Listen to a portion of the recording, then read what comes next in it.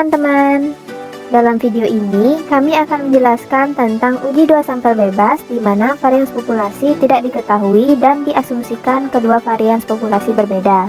Namun sebelum itu, yuk kita kenalan dulu.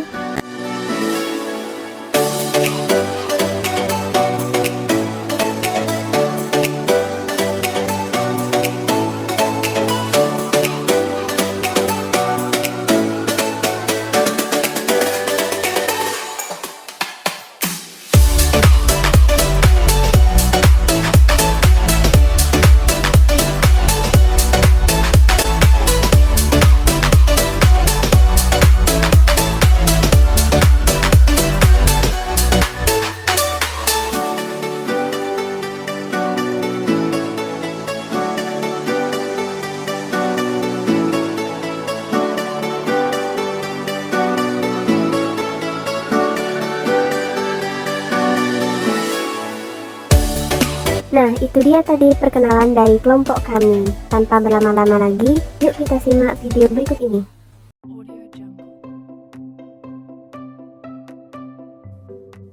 Pada slide pertama yaitu menjelaskan mengenai varians populasi tidak diketahui, ukuran sampel sama atau berbeda, varians diasumsikan berbeda.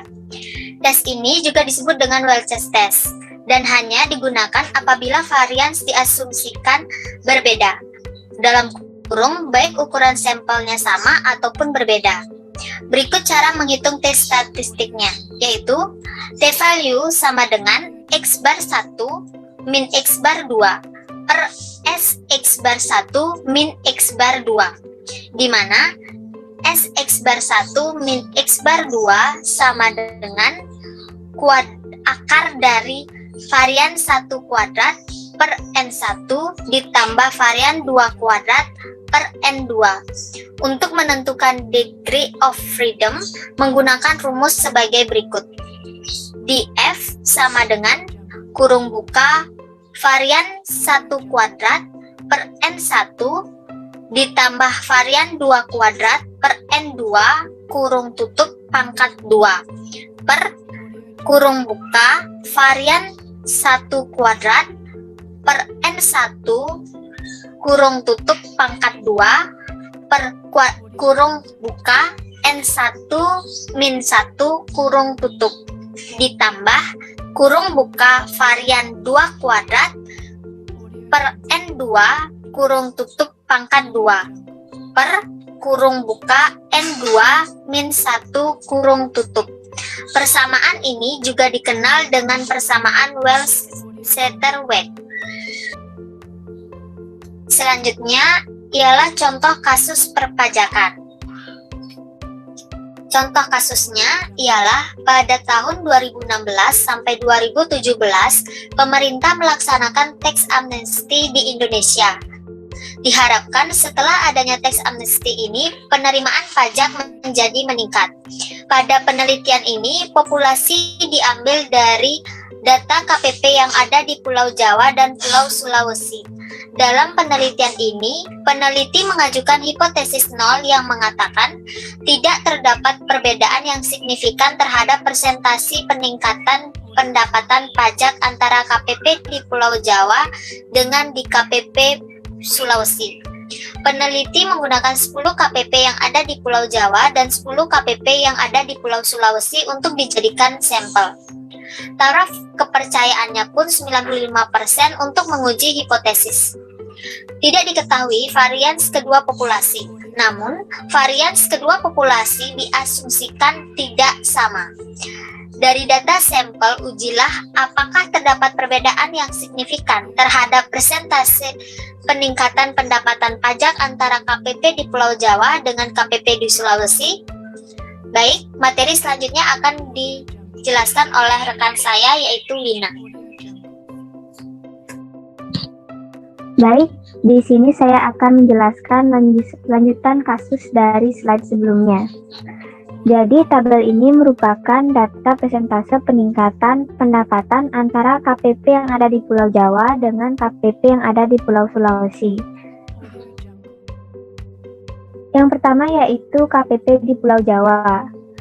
terdapat KPP Pratama Jakarta Pusat dengan peningkatan pendapatan sebesar 30%, KPP Pratama Jakarta Kemayoran 43%, KPP Pratama Jakarta Palmerah 28%, KPP Pratama Tangerang 44%, KPP Pratama Serpong 45%, KPP Madya Bandung 82%, KPP Pratama Cibitung 42%, KPP Madya Surabaya 25%, KPP Pratama Banyuwangi 33%, dan KPP Pratama Jember 34%.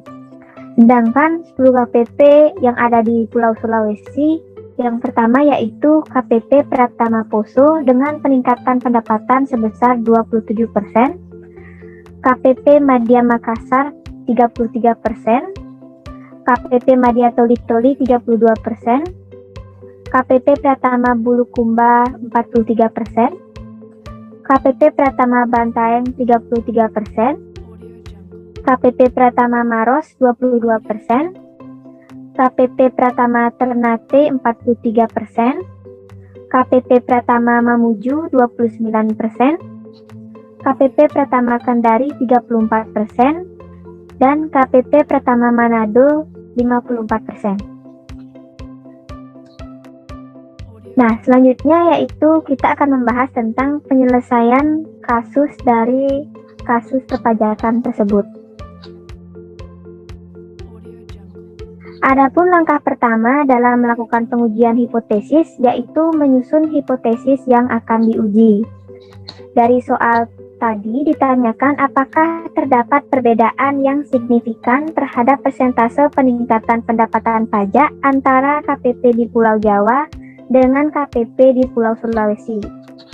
Sehingga hipotesis dapat dinyatakan sebagai hipotesis dua arah, di mana H0 sama dengan mu1 min mu2 sama dengan 0 atau mu1 sama dengan mu2. Dengan kata lain, tidak terdapat perbedaan yang signifikan terhadap persentase peningkatan pendapatan pajak antara KPP di Pulau Jawa dengan KPP di Pulau Sulawesi. Sedangkan H1 mu1 min mu2 tidak sama dengan 0 atau mu1 tidak sama dengan mu2. Dengan kata lain, terdapat perbedaan yang signifikan terhadap persentase peningkatan pendapatan pajak antara KPP di Pulau Jawa dengan KPP di Pulau Sulawesi. Nah, langkah kedua yang harus kita lakukan yaitu menentukan nilai alfa. Besaran alfa ditentukan oleh peneliti itu sendiri, di mana pada kasus ini kami menggunakan alfa 5% atau 0,05. Baik, untuk penjelasan berikutnya akan dilanjutkan oleh teman saya, Tata.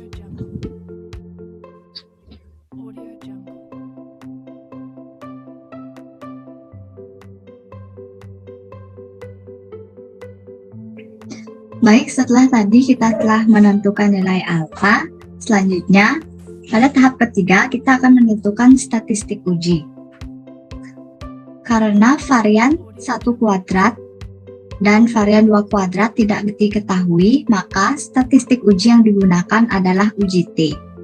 Dan karena varian populasi tidak diketahui dan varian kedua populasi diasumsikan tidak sama, maka statistik uji yang digunakan adalah uji T dengan rumus T value sama dengan X bar 1 min X bar 2 dibagi S X bar 1 min X bar 2, di mana S X bar 1 min X bar 2 sama dengan akar dari varian 1 kuadrat per N1 ditambah varian 2 kuadrat per N2. Dan dengan degree of freedom atau derajat bebas sama dengan kurung buka varian 1 kuadrat per N1 ditambah varian 2 kuadrat per N2 kurung tutup pangkat 2 dibagi kurung buka varian 1 kuadrat per N1 kurung tutup pangkat 2 dibagi kurung buka N-1 kurung tutup ditambah kurung buka varian 2 kuadrat per N2 kurung tutup pangkat 2 dibagi kurung buka N2 min 1 kurung tutup. Setelah mengetahui rumus yang akan digunakan, maka sekarang kita akan mengaplikasikan rumusnya ke dalam contoh kasus. Pertama yang kita cari adalah nilai X bar 1 dan X bar 2. Yang pertama, nilai X bar 1 sama dengan jumlah dari seluruh peningkatan pendapatan di KPP di Pulau Jawa, lalu dibagi dengan N atau jumlah sampel, sehingga mendapatkan nilai X bar 1 sama dengan 0,406. Lalu yang kedua, kita mencari nilai X bar 2 sama dengan jumlah dari seluruh peningkatan pendapatan yang ada di KPP di Pulau Sulawesi, lalu dibagi dengan N atau jumlah sampel, sehingga mendapatkan hasil X bar 2 sama dengan 0,350. Baik, selanjutnya akan dijelaskan oleh teman saya, Kadek Purnama. Untuk selanjutnya, kita akan mencari perhitungan untuk varian yang tidak sama dengan rumus S atau standar deviasi ataupun varian S X bar 1 dikurang X bar 2 sama dengan akar dari varian 1 kuadrat per N1 ditambah dengan S2 kuadrat per N2 menghasilkan akar dari 0,0263 per 10 ditambah dengan 0,086 per 10 sama dengan 0,0591. Setelah menemukan S varian ini, selanjutnya kita akan mencari T hitung dengan cara T hitung sama dengan X bar 1 dikurangi dengan X bar 2 per S X bar 1 dikurang X bar 2 menghasilkan 0,406 dikurang 0,350 per 0,0591 sehingga menghasilkan T hitung sebesar 0,947547. Nah, untuk perhitungan selanjutnya kita akan menentukan T tabel. Sebelum menentukan T tabelnya, kita akan menentukan derajat bebasnya terlebih dahulu atau DF dengan rumus yaitu pertama DF sama dengan dalam kurung S1 kuadrat per N1 ditambah S2 kuadrat per N2 dalam kurung dikuadratkan per nilai mutlak dari dalam kurung S1 kuadrat per N1 dalam kurung kuadrat dibagi dengan N1 min 1 ditambah dengan nilai mutlak S2 kuadrat per N2 yang dikuadratkan per N2 min 1 sehingga menghasilkan nilai yaitu 0,0263 per 10 ditambah 0,086 per 10 per nilai mutlak dari 0,0263 per 10 dikuadratkan per 9 ditambah dengan nilai mutlak dari 0,0086 per 10 yang dikuadratkan per 9 sehingga dari hasil tersebut menemukan DF sebesar 14,45. Selanjutnya untuk nilai DF-nya itu kita bulatkan menjadi 14. Selanjutnya setelah kita menemukan DF, kita akan menentukan T tabel. T tabel yang kita gunakan adalah yang pertama kita menentukan alfanya. Alfa yang sudah kita ketahui yaitu sebesar 5% atau 0,05.